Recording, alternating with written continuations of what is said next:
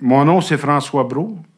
J'étais un travailleur charpentier-menuisier dans le domaine de la construction. Et j'ai 56 ans. Puis l'accident est arrivé, j'avais 52 ans. Et je vous dis encore, aujourd'hui, à 56 ans, j'ai encore de la misère. Là, on passe une entrevue, là, puis ça me fait relater. Puis j'ai encore les larmes aux yeux, puis ça me fait mal. Mais là, je sais pas.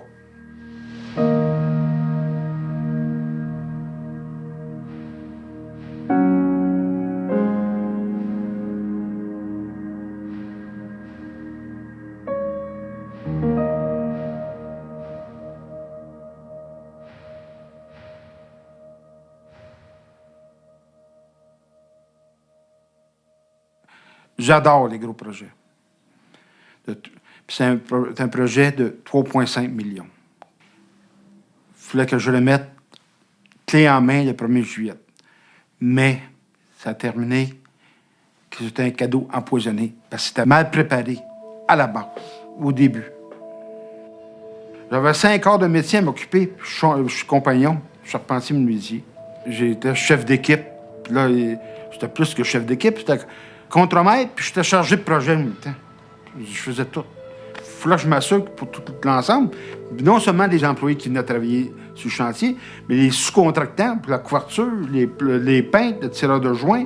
Il fallait que je m'occupe d'eux autres aussi, là.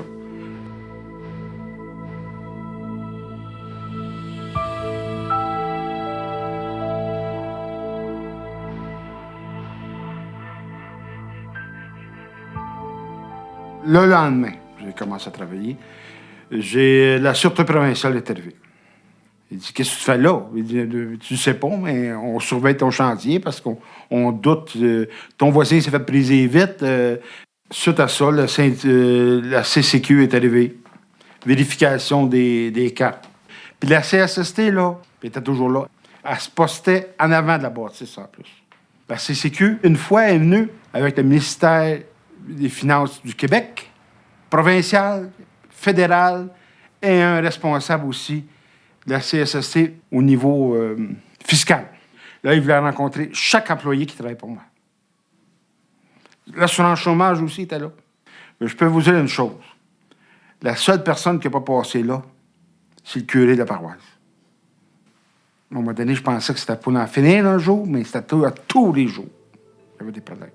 J'ai eu la municipalité pour avoir de l'eau. Pour ouvrir la valve. Il ne trouvait pas la valve. Il fallait tester juste l'heure. Après 2 semaines, à un moment donné, il y en a un qui a pris le balai, puis il a balayé le trottoir, puis il a trouvé la valve. Même l'Hydro-Québec. Il était supposé recevoir et mettre un poteau temporaire pour me brancher dans les semaines au début du chantier. Ça a pris 3 mois. Et encore là, c'est encore des responsabilités que j'avais à en faire. L'employeur, lui, là, arrange-toi avec ça. L'employeur a le devoir de protéger la santé mentale, pas juste au niveau du harcèlement psychologique. C'est la loi Saint-Norme du travail qui exige que l'employeur protège les travailleurs du harcèlement psychologique, mais de tous les risques psychosociaux au travail, la protection de la santé mentale est un devoir de l'employeur, autant que la protection de la santé physique. Quand ils ont fait les fondations, ils ont fait au mois de janvier, dans le gel. Début juin, la bâtisse s'est effondrée de 5 pouces par le centre. Le 1er juillet, je donne la clé au propriétaire, que les locataires puissent rentrer. Là, j'ai appelé mon patron, j'ai expliqué la situation. Tout a recommencé. Tout a recommencé. J'ai terminé 2 semaines plus tard, malgré toute cette situation-là qui m'est arrivée. Je peux vous dire, j'ai fait des heures pour en finir. C'est difficile dans le monde du travail de vouloir avoir une performance aussi forte que ça parce que le travail, c'est un marathon. C'est pas un sprint qu'on fait. Ça dure 15, 20, 30 ans. Ça va durer plus longtemps, même dans les années à venir, avec l'augmentation de l'âge à la retraite. Donc, il faut s'assurer de maintenir aussi la santé des gens à ce moment-là en même temps. Et ça, c'est parfois un peu oublié par les entreprises puis par les individus eux-mêmes, hein, qui vont se surinvestir dans le travail.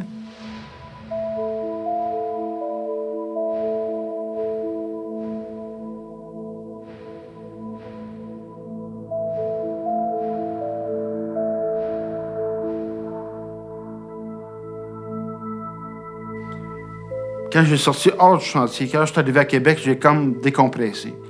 Mais mon décompressement, là, j'ai réalisé tout ce que j'ai vécu, puis c'est là que j'ai planté.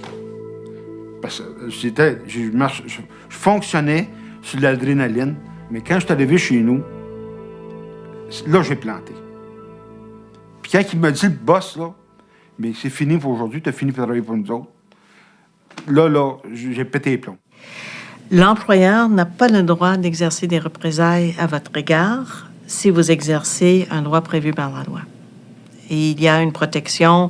Il ne peut pas vous suspendre, il ne peut pas vous transférer, il ne peut pas vous donner le quart de nuit alors que vous travaillez de jour. Il n'a pas le droit de changer vos conditions de travail en représailles et encore moins de vous congédier pour l'exercice d'un droit prévu dans la loi. Je me suis retrouvé aujourd'hui plus capable de tourner sa construction. Parce que je suis brûlé par l'intérieur, plus capable d'avoir des ordres de nos personnes. Je suis brûlé en dedans. Pour faire une réclamation à la CSST pour un problème de santé mentale, il faut premièrement un papier du médecin avec un vrai diagnostic. Si le médecin écrit stress, vous allez perdre tout de suite. Le stress, c'est pas une maladie. Il faut que ce soit un vrai diagnostic, un problème de santé mentale. C'est pas l'insomnie, c'est pas les symptômes, un vrai diagnostic.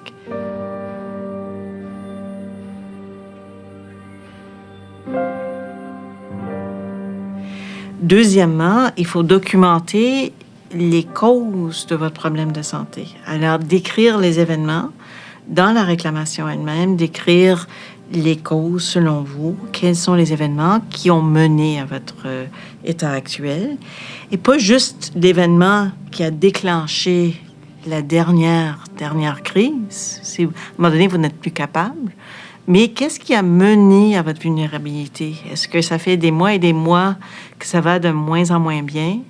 Vraiment décrire tous les petits événements qui, banals au début, mais l'effet cumulatif peut causer un problème de santé mentale.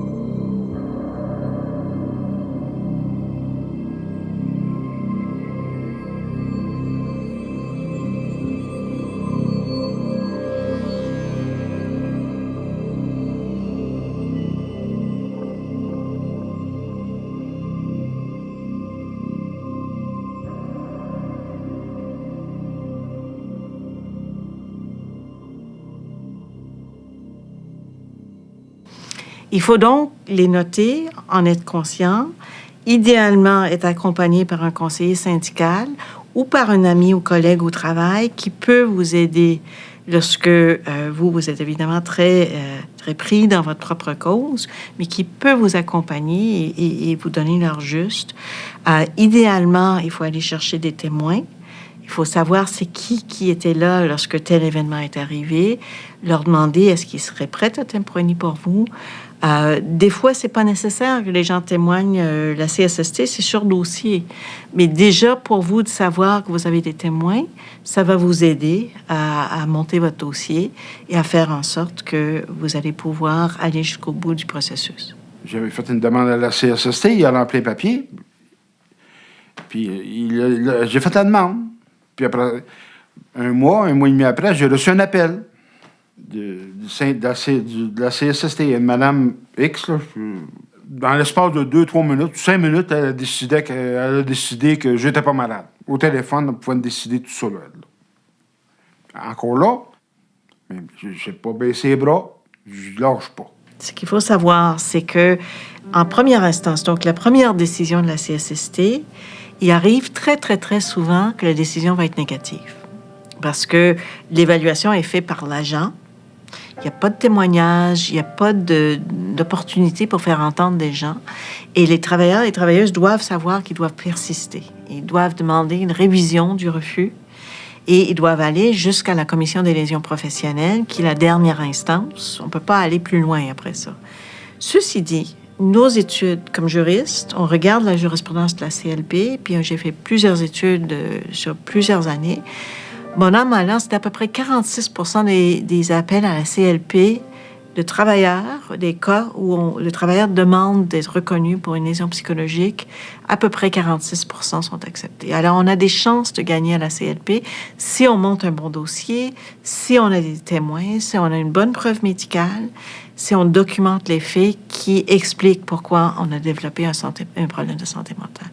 Vous êtes syndiqué CSD. Ils vous prennent un tel montant à toutes les semaines sur votre paye ou à toutes les 2 semaines, peu importe. Quand vous avez besoin d'aide, ils sont là pour vous aider, c'est le principal. Moi, j'ai eu besoin des experts, d'un psychiatre, ça coûtait 3 500 $. Ils me l'ont payé. Si je n'aurais pas été syndiqué, je n'aurais pas été capable. J'ai besoin d'un avocat, ça c'est à 200 $ à l'heure, ça ne m'a rien coûté. Ils sont là pour vous aider. Si vous vous sentez, vous avez besoin d'aide, vous avez des craintes, allez parler avec votre représentant syndical, il va vous expliquer. C'est très important de savoir où est-ce qu'on s'en va pour commencer. Je pense qu'ils sont là pour l'expliquer, ils vont l'expliquer très bien. Puis j'ai passé devant un juge qui était sévère, puis il n'acceptait pas, puis j'ai un jugement qui est de 75 paragraphes, puis il me donne une raison. 75 paragraphes. Avant le juge, c'est très important de peser ses mots, puis d'être bien assis, puis regarder le juge, puis dire vraiment qu'est-ce qui s'est passé. On est peut-être émotionnel quand on va à la cour. Puis on peut avoir des attaques de l'autre avocat aussi. Mais écoute qu'est-ce qu'il dit, écoute, puis réponds au tac. Si l'avocat te pose des questions, réponds au tac. J'étais bien entouré. J'étais assez près, là, convaincu de qu'est-ce que je disais. Je pouvais arracher, je sais pas moi, une feuille de plywood louée au 6 pouces.